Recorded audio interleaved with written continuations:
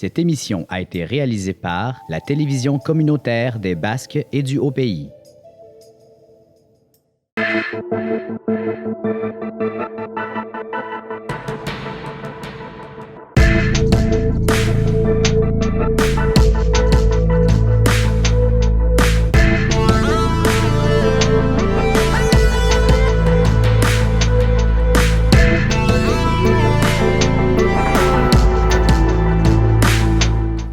Hey!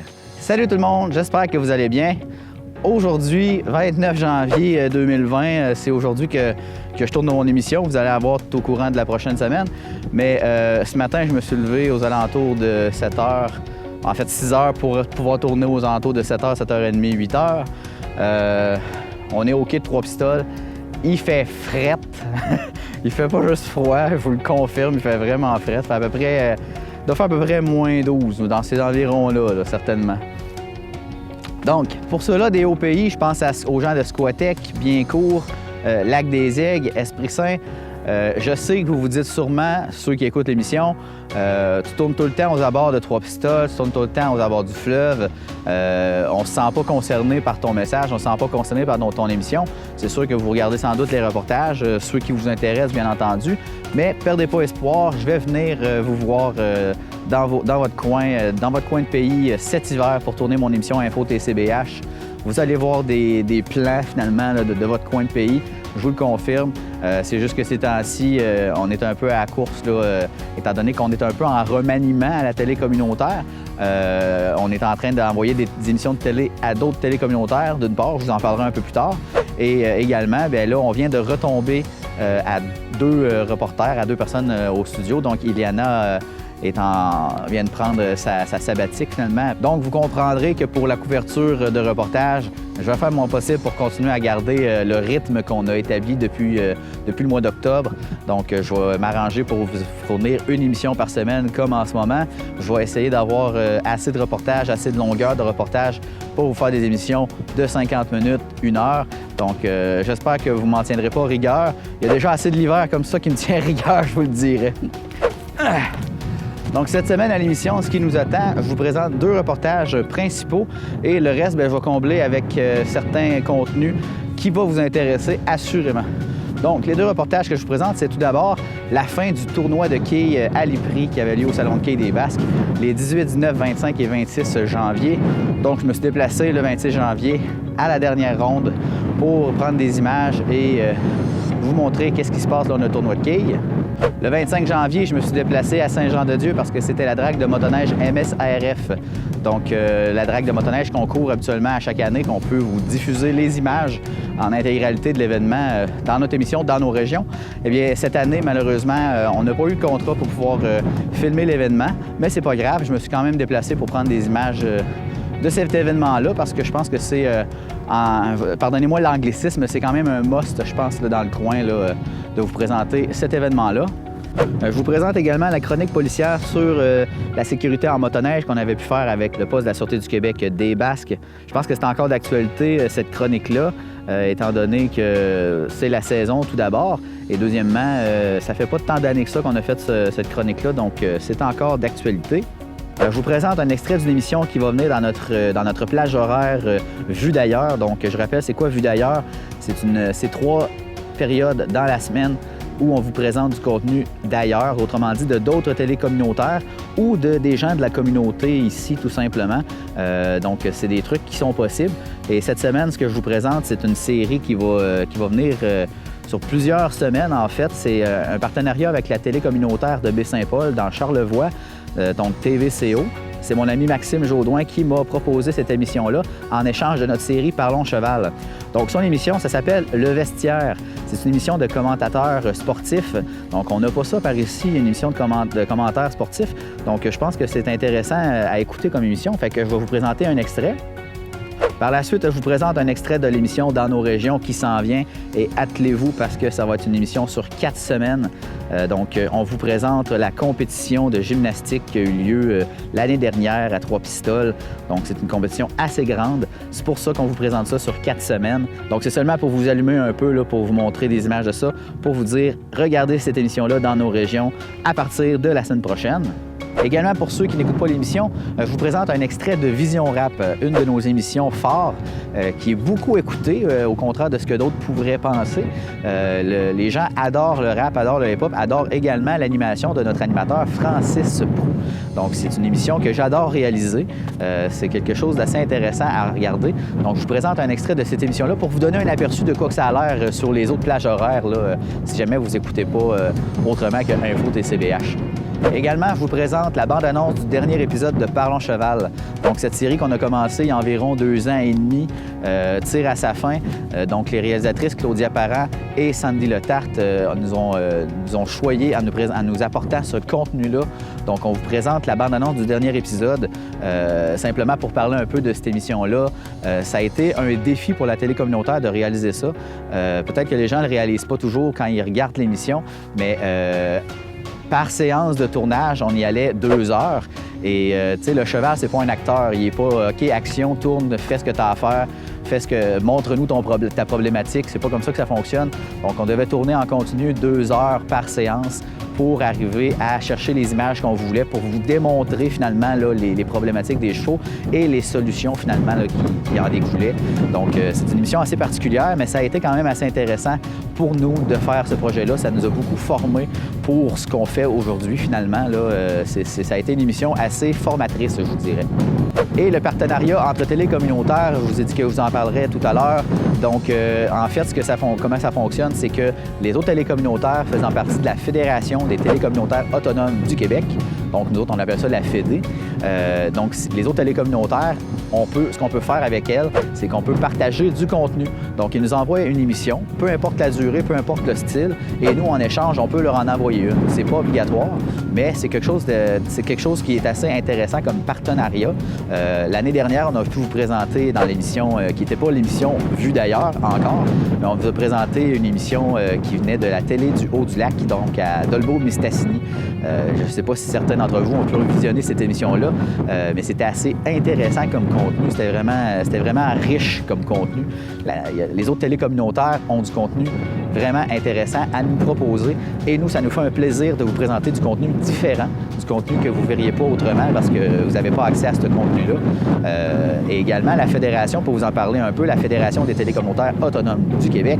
Donc, c'est un organisme qui chapeaute, si vous voulez, toutes les télécommunautaires aux yeux du gouvernement. Donc, elle nous aide à nous représenter aux yeux du gouvernement pour faire avancer nos conditions de travail. Et si jamais vous voulez consulter le site Internet des autres télécommunautaires, s'il y a des émissions dans leur contenu, dans leur programmation qui vous intéressent, je vous invite à le faire. Vous pouvez consulter directement le site de la Fédération des télécommunautaires autonomes du Québec. Je vais vous mettre un lien en description sous la vidéo sur YouTube et je vous en mets un ici en bas de l'écran. Donc, vous allez pouvoir aller consulter ça. C'est facile. Vous allez dans « Membres » et vous avez la liste de toutes les télécommunautaires autonomes du Québec et on en fait partie, bien entendu. Sur ce, bon visionnement.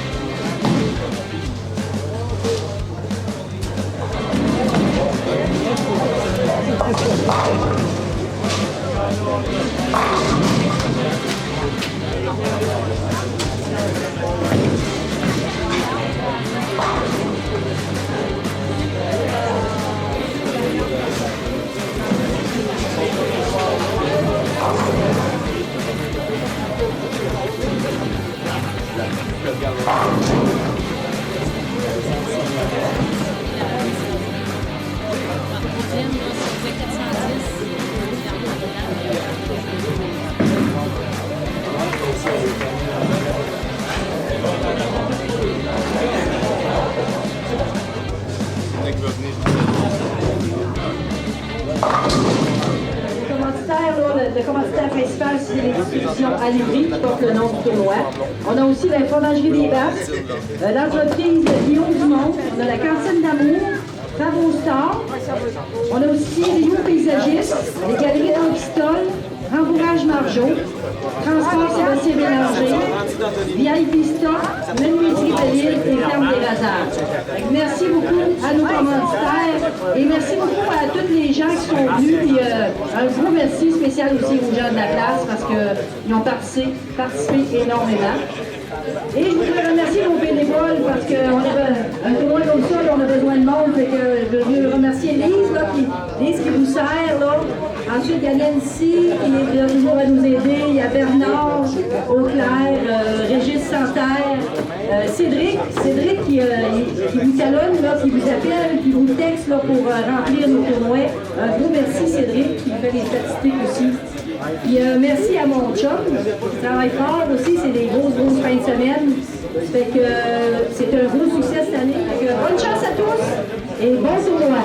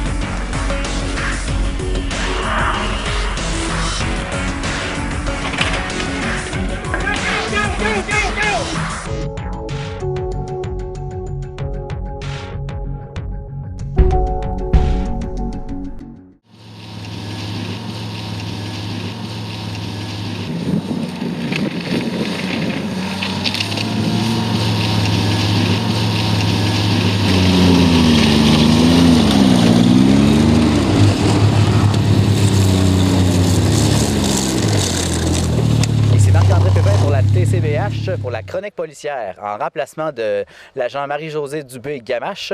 Et aujourd'hui, pour vous, je vais interviewer les agents Francis Marquis et Sylvain Côté de la SQ.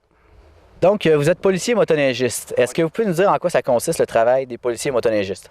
Dans le fond, le rôle qu'on a, c'est d'appliquer la loi des véhicules hors route, autant pour, dans le fond, les sentiers que hors sentier. C'est sûr, principalement, on s'occupe des sentiers de la Fédération.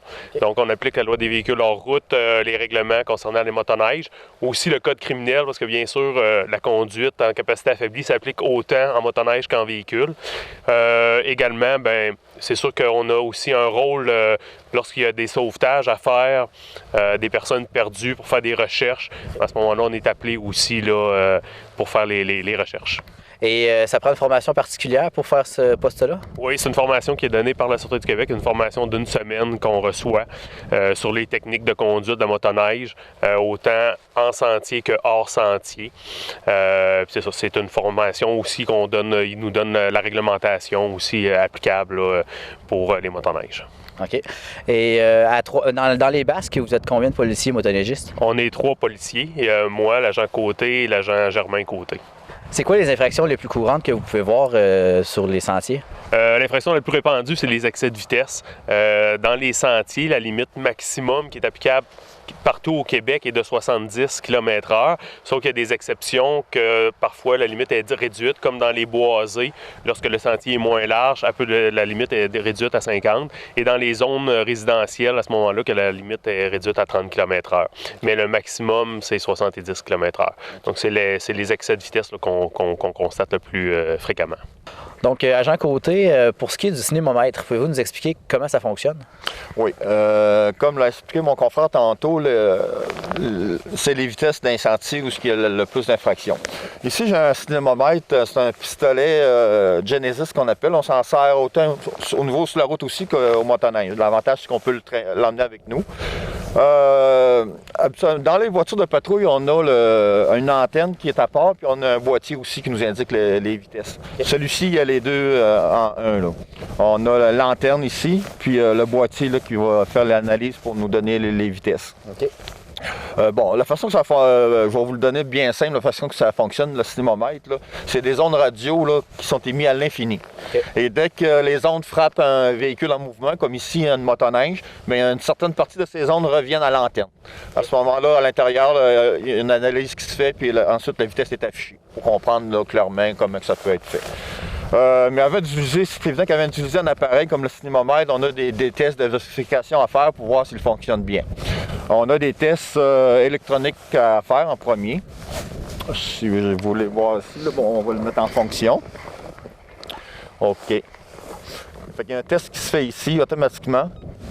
On voit si tous les segments sont là. Puis il y a un test de vitesse qui se fait là, 25 km, 50, 75, 100. Passe, ça veut dire que le test est bien passé. Ensuite, on a les tests manuels, c'est des diapasons que nous avons. Nous avons un diapason de 45 qui va faire la vitesse de 45 km et de 110 km. Fait qu'à ce moment-là, on met les diapasons devant la lanterne ici et ça indique 45 ou 110. Ça veut dire que l'appareil est en fonction, il fonctionne bien, tout simplement. Et puis, vous voyez tantôt, justement, on a fait une opération de cinémomètre, moi et l'agent Marquis là, à Saint-Éloi. Fait qu'on a capté 2 motoneiges qui roulaient à 124 km. La nuit, on sait que c'est 70. Et quel papier les motoneigistes qui sont dans les sentiers doivent avoir avec eux? Bien sûr, leur carte de sentier pour pouvoir circuler sur les sentiers, leur droit d'accès, leur permis de conduire parce que lorsqu'ils traversent un chemin public, à ce moment-là, ils doivent avoir un permis valide.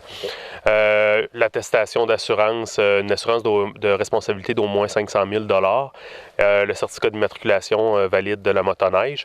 Et pour les conducteurs âgés entre 16 et 18 ans, à ce moment-là, ils doivent avoir une attestation comme quoi ils ont suivi un cours pour pouvoir conduire. Parce que l'âge minimum pour conduire une motoneige est de 16 ans. À partir de 18 ans, une personne peut conduire une motoneige, il n'y a pas de problème, mais de 16, dans le fond, 16 et 17 ans, ils doivent suivre un cours pour pouvoir le faire. Okay. Sur les sentiers, j'imagine que les motoneigistes qui se rencontrent ont des signaux pour se communiquer entre eux autres? Oui, effectivement. Les signaux qu'on utilise, donc lorsqu'on doit s'immobiliser à un arrêt, qui est le bras levé avec la main ouverte, qui indique là, que, parce que des fois, c'est sûr, les lumières, c'est difficilement, qu'avec le bras, on est sûr que la personne va bien voir. Ensuite, il y a le signe pour ralentir, qui est le bras vers le bas au 45 degrés. Lorsqu'on croise une motoneige, c'est important aussi de lui dire si on est seul ou s'il y a d'autres motoneiges qui nous suivent, surtout dans les zones boisées où on ne peut pas voir loin devant nous. Alors à ce moment-là, lorsqu'on croise une motoneige, on indique, avec le bras 90, on indique le nombre de motoneiges qui nous suivent. Et si le dernier, à ce moment-là, de la file, lui, il met le bras au 90 et il ferme le point. Donc à ce moment-là, les autres motoneigistes qu'on croise savent que c'est le dernier qui va croiser. Et par la suite, c'est important aussi qu'on indique s'il y a des obstacles sur le sentier, une branche qui est tombée ou un trou ou quoi que ce soit. À ce moment-là, c'est de le pointer avec le doigt, de ralentir et pointer avec le doigt pour que les motoneigistes qui nous suivent puissent le savoir et éviter à ce moment-là l'obstacle. Okay.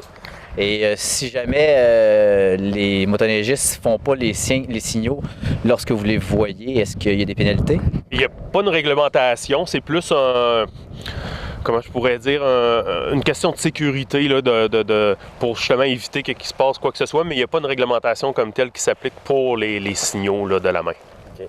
J'allais vous demander si c'est seulement la main gauche, mais j'imagine que oui, étant donné que l'accélérateur est sur la main droite. Effectivement. Puis il y a les signaux aussi pour tourner. Dans le fond, lorsqu'on arrive à une intersection et qu'on doit tourner, bon, si on veut tourner à gauche, c'est comme ça. Puis si on doit tourner à droite, bien, c'est la même chose, c'est le bras levé, 90 degrés, la main ouverte comme ça pour tourner à droite à ce moment-là. Okay.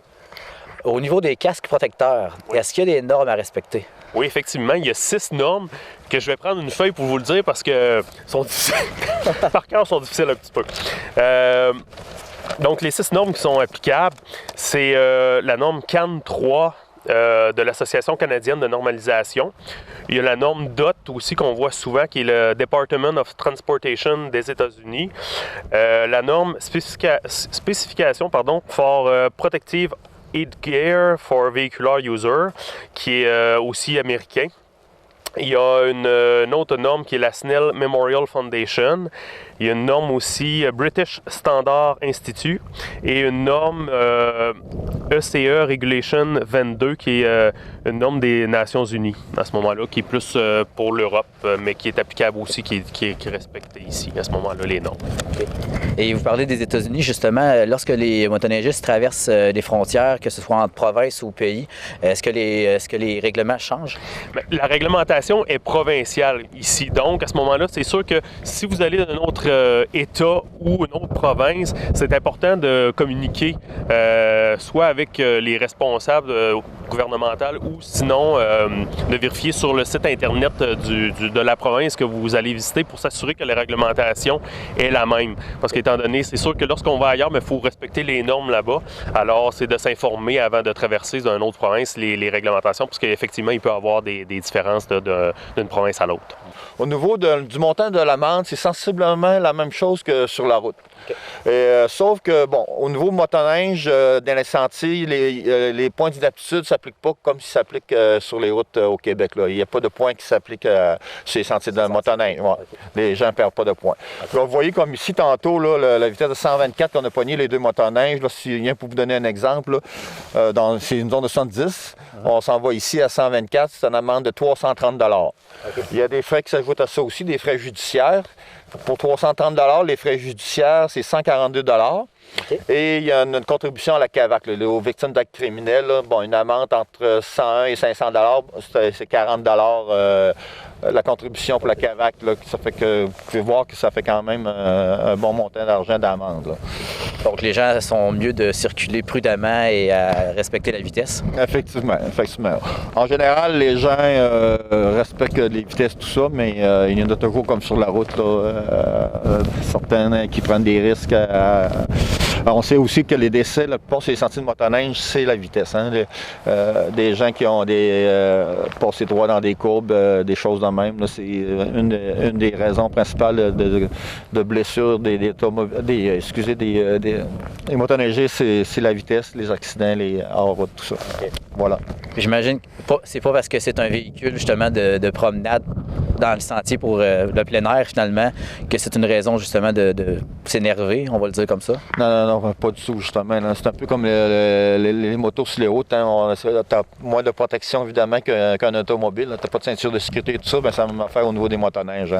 Il n'y a pas beaucoup de protection là-dessus. Fait que si tu prends les risques d'aller vite, tu risques d'avoir plus d'accidents que si tu respectes les limites de vitesse, tout ça. Hein. Donc, à Jean-Marquis, c'est quoi les véhicules qui sont autorisés à circuler sur les sentiers? Mais dans le fond, seulement les motoneiges sur les sentiers de motoneige sont autorisés. Et sur les sentiers de VTT, bon, c'est les VTT. Puis il y a des VTT aussi, les côte à côte qui sont autorisés à ce moment-là. OK. Et c'est quoi une motoneige conforme aux yeux de la loi? Mais dans le fond, elle doit avoir l'équipement qui est nécessaire, l'équipement qui est demandé. On a tout d'abord, c'est important, c'est depuis 1972, janvier 1972, toutes les motoneiges doivent être équipées de ces équipements-là.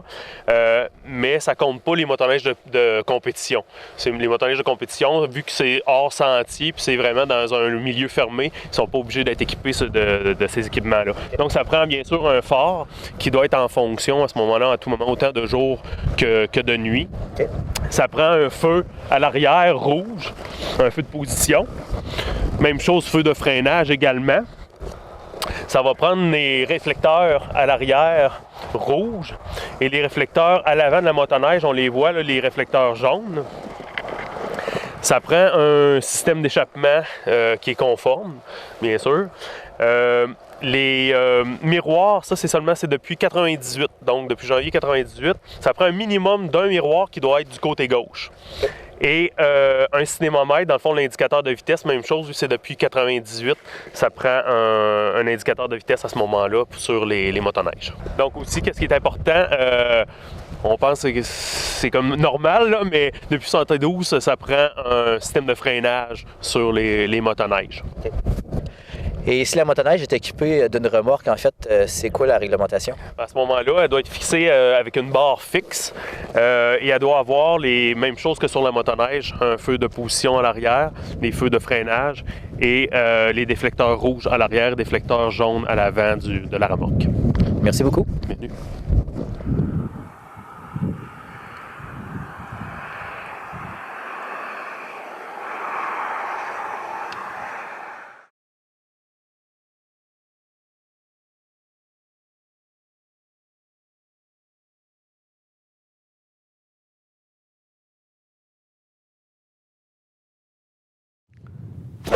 On s'en va maintenant prendre une courte pause publicitaire et moi, je vous reviens à la fin de l'émission.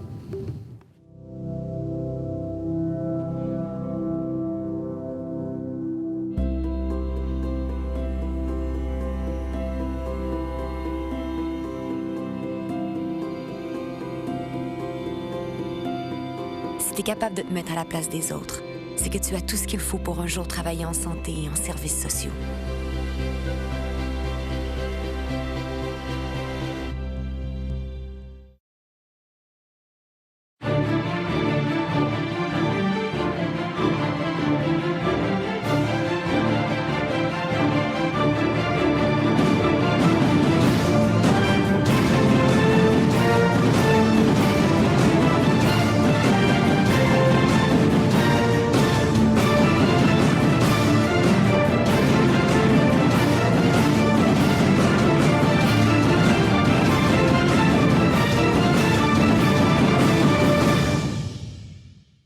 Mesdames, Messieurs, bonjour et bienvenue à l'émission Le Vestiaire. Aujourd'hui, je reçois Pierre Rochette pour parler de photographie sportive, Richard Berthiaume pour faire un retour sur le rallye de Charlevoix et enfin Pascal Harvey et Mathieu Tremblay pour discuter Ligue majeure, notamment du Canadien de Montréal, des séries mondiales au baseball, en plus d'avoir les moments clés de nos panélistes et le quiz sportif. Alors préparez-vous parce que Le Vestiaire, c'est maintenant.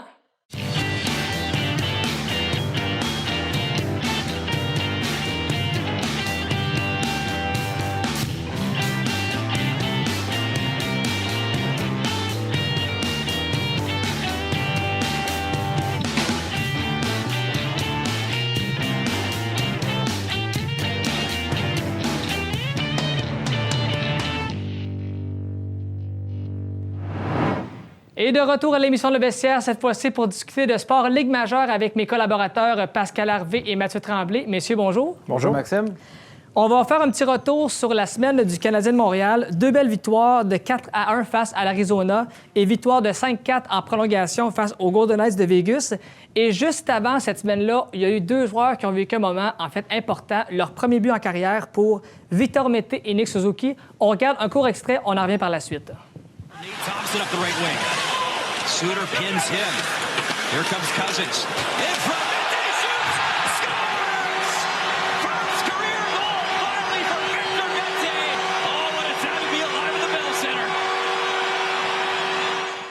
Last chance here as Cunnin ready to come out. Domi up the left side. Domi still with it. Waiting, has Armia in front. Petrie, one-time shot. Suzuki, back in, scores! First NHL goal for Nick Suzuki. The kids are all right here in the first. Messieurs, vraiment, Victor Mété, Nick Suzuki, premier but en carrière. Quoi de mieux en plus de le faire à Montréal devant nos partisans? On se demandait au début de l'année, de 1 à quand Victor Mété allait marquer parce qu'il a connu une diète de 120 matchs avant de le faire. Et là, il le fait. Qu'est-ce qu'on peut dire de plus? Ben, en plus, ça s'est fait dans le même match. Exactement. Oui, c'est ça qui arrive. Puis Mété, il attendait, ça faisait 127 matchs précisément qu'il attendait pour enfin marquer son premier but. On le voit, les gars sont tellement contents lorsqu'il célèbre son but, donc c'est assez impressionnant. Puis Suzuki, c'est une question de temps. C'est un attaquant, il est plus offensif que Mété. C'est logique, je pense qu'il marque plus de bonheur. Je pense que oui. Mais en début de saison, on se demandait est-ce que le jeu de la Ligue était trop vite pour Nick Suzuki? Il y a eu un petit peu de difficulté, mais là, présentement, de ce que je vois, je pense que l'adaptation commence à se faire, puis il y a du temps de glace, puis c'est mérité aussi.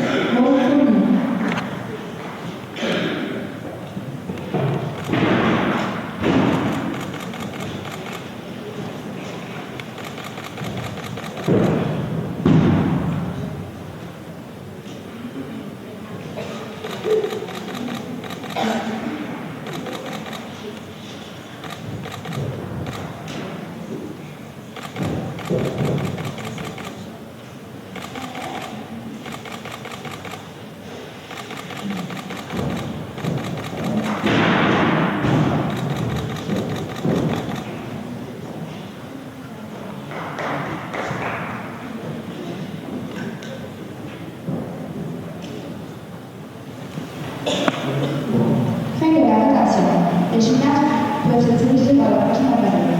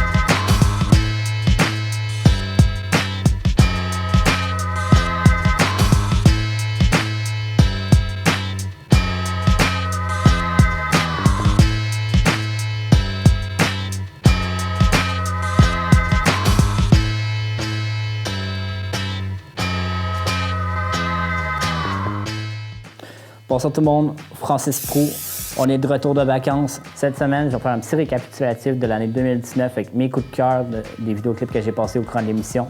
On va sortir ça en force avec Da Hungry Bastard, la pièce Valhalla, et les gars du Triple R Red Drum Records avec la chanson One Last Time. On revient tout de suite après les deux chansons.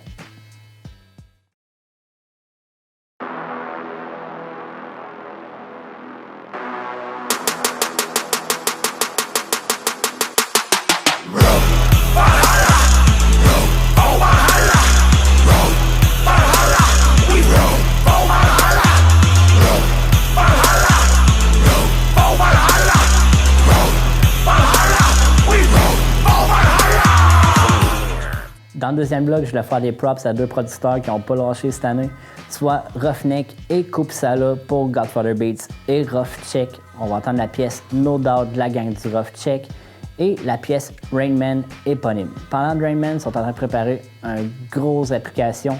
Ça va être du matchmaking entre artistes et beatmakers. Surveillez ça, ça s'appelle Hit Story, ça va sortir très bientôt. On revient tout de suite après les deux chansons.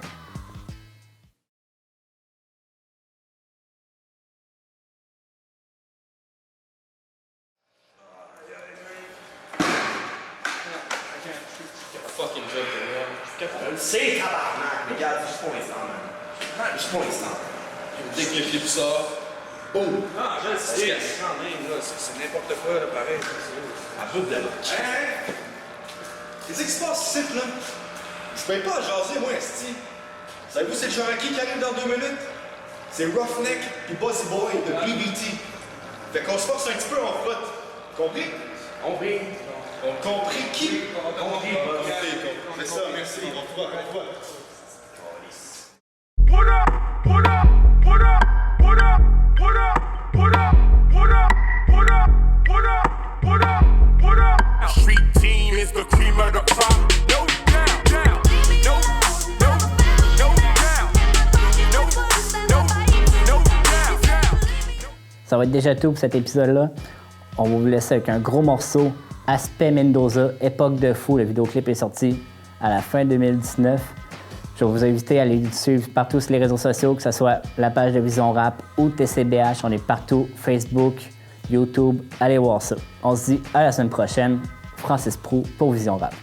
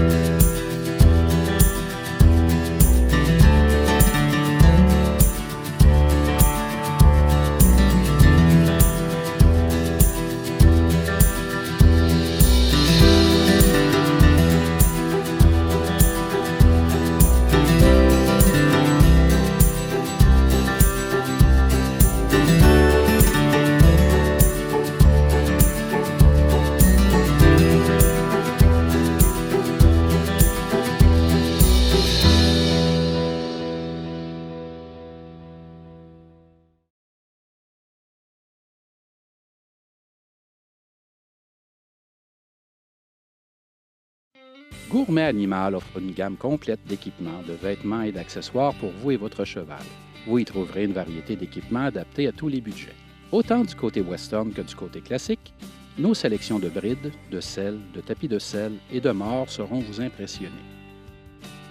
Qu'il s'agisse d'accessoires pour votre sécurité, de vêtements dernière tendance dans le monde équestre ou tout simplement d'idées cadeaux, vous trouverez ce que vous cherchez au meilleur prix. Le personnel expérimenté de Gourmet Animal est à votre disposition pour répondre à toutes vos questions afin de trouver la nourriture idéale pour votre partenaire équin. Avec les moulets Blue Seal, qu'il soit au repos, au travail léger ou à l'entraînement, il gardera la forme et le lustre de sa robe. Venez nous rencontrer. Gourmet Animal au 550 boulevard d'Iberville à Saint-Jean-sur-Richelieu, 450-545-5561. Équin Communication est fier d'avoir participé à la réalisation de Parlons Cheval. Vous aimez les chevaux et désirez mieux comprendre leur comportement?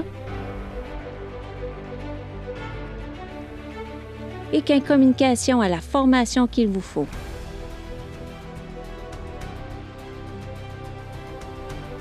Contactez-nous pour plus d'informations.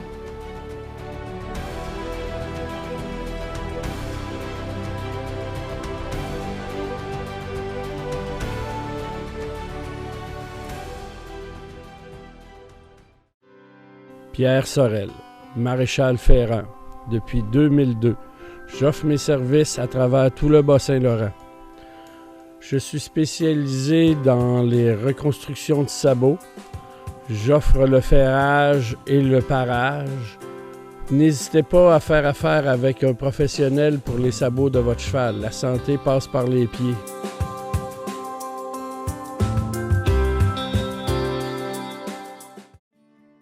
Vous recherchez une approche différente pour soigner votre animal?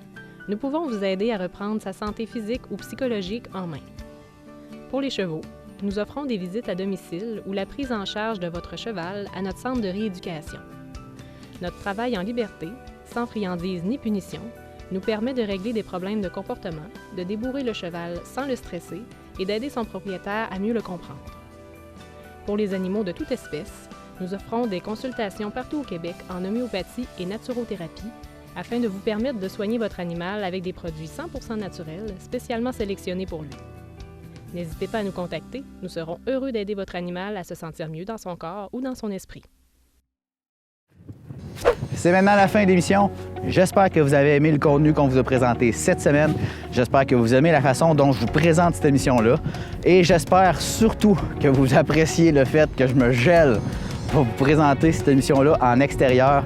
Je sais totalement que c'est de ma responsabilité, c'est pas moi, je suis pas obligé, il n'y a personne qui m'oblige à faire ça.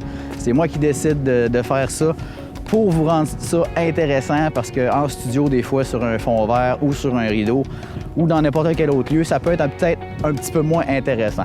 Sur ce, passez une très belle semaine. Consultez encore notre chaîne YouTube. Abonnez-vous. Mettez des petits pouces en dessous des vidéos qui vous intéressent. Laissez-nous des commentaires, c'est toujours intéressant de vous lire. Aussi, abonnez-vous à notre page Facebook afin de ne rien manquer de l'actualité et des communiqués qui découlent sur notre page parce que Facebook, c'est un fil d'actualité, ça va vite. Il y a beaucoup d'actualités, beaucoup d'informations qui s'y déroulent. Donc, abonnez-vous à notre page Facebook et consultez inévitablement notre site internet tcbh.tv. Donc, sur ce, je vous souhaite une très belle semaine et nous, on se revoit la semaine prochaine pour une autre édition des infos TCBH en espérant qu'il ne fasse pas trop fret, en espérant que je ne me gèle pas les doigts comme en ce moment. Donc sur ce, salut tout le monde!